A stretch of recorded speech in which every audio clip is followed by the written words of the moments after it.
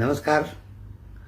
ನಾನು Ramakant Nargund, national chief coordinator, national education committee. ಈಗ ನೀವೆಲ್ಲರೂ ಕಾತುರದಿಂದ ಕಾಕೊಂಡು ಕೂತೀರಿ ಅಂತ ನನಗೆ ಗೊತ್ತಾಗ್ಯದ. ಕಾರಣ ಎಲ್ಲರ ತಲೆಯಲ್ಲೂ ಈ ಡೆಲ್ಲಿಗೆ 9, 10, 11 3 ದಿವಸ ನಾವೇನು ಧರಣಿ ಕಾರ್ಯಕ್ರಮಗಳನ್ನು ಮಾಡಿದ್ವಿ, ಅದರದ್ದು ಏನು ರಿಸಲ್ಟ್ ಬಂತು ಎಲ್ಲರೂ ನೀವು ವೇಟ್ ಮಾಡ್ತಾಯಿದ್ದೀರಿ. ಮೊದಲು ನನ್ನ ಎಲ್ಲ ಡೀಟೇಲ್ ವಿವರಣೆಗಳನ್ನು ಕೊಡೋಕ್ಕಿಂತ ಮೊದಲು ನಾನು ಬೇರೆ ಬೇರೆ ಡಿಸ್ಟಿಕ್ಗಳಿಂದ ಎಷ್ಟೋ ಜನರು ನಮ್ಮ ಕರ್ನಾಟಕದವರು ಕೂಡ ಈ ಡೆಲ್ಲಿ ಕಾರ್ಯಕ್ರಮಕ್ಕೆ ಭಾಗವಹಿಸಿದ್ರು. ಹಾಗೂ 3 ದಿವಸ ಅವರು ನಮ್ಮ ಜೊತೆ ಕೂತ್ಕೊಂಡು ಧರಣಿ ಕಾರ್ಯಕ್ರಮದಲ್ಲಿ ಪಾರ್ಟಿಸಿಪೇಟ್ ಮಾಡಿದರು. ಇದಕ್ಕೆ ನಮ್ಮ ನ್ಯಾಷನಲ್ ಎಜುಕೇಷನ್ ಕಮಿಟಿ ವತಿಯಿಂದ ನಿಮ್ಮೆಲ್ಲರಿಗೂ ಅನಂತ ವಂದನೆಗಳು.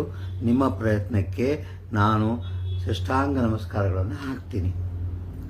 ಈಗ ಡೆಲ್ಲಿಯ ರಿಪೋರ್ಟ್ ಬಗ್ಗೆ, ಇದು 9, 10, 11 ಇದ್ದರೂ ಕೂಡ ನಾನು ಇಲ್ಲಿಂದ ಪ್ರಯಾಣ ಮಾಡಿ 4ನೇ ತಾರೀಕಿಗೆ ಡೆಲ್ಲಿನಲ್ಲಿದ್ದೆ.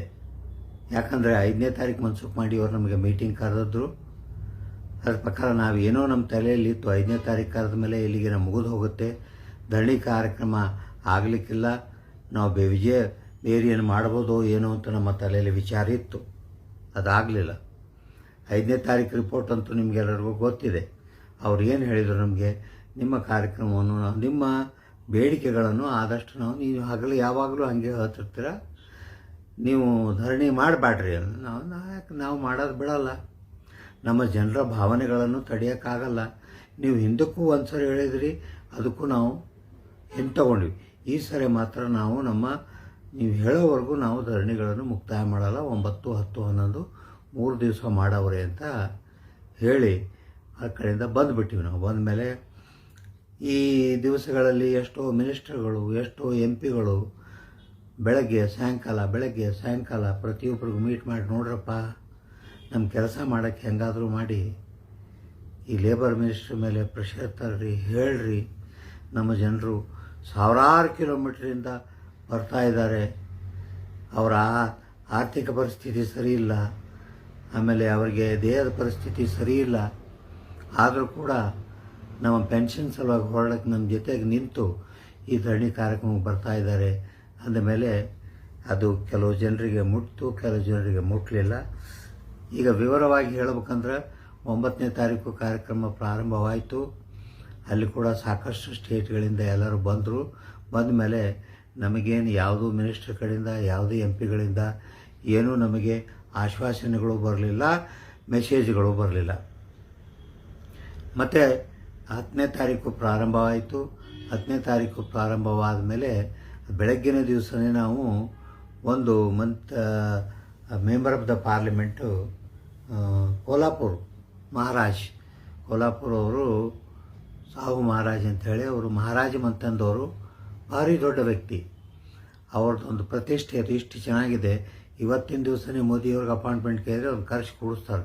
ಅಂತಹ ಒಂದು ಮನುಷ್ಯ ಅವನು, ಕೋಲ್ಹಾಪುರ MP.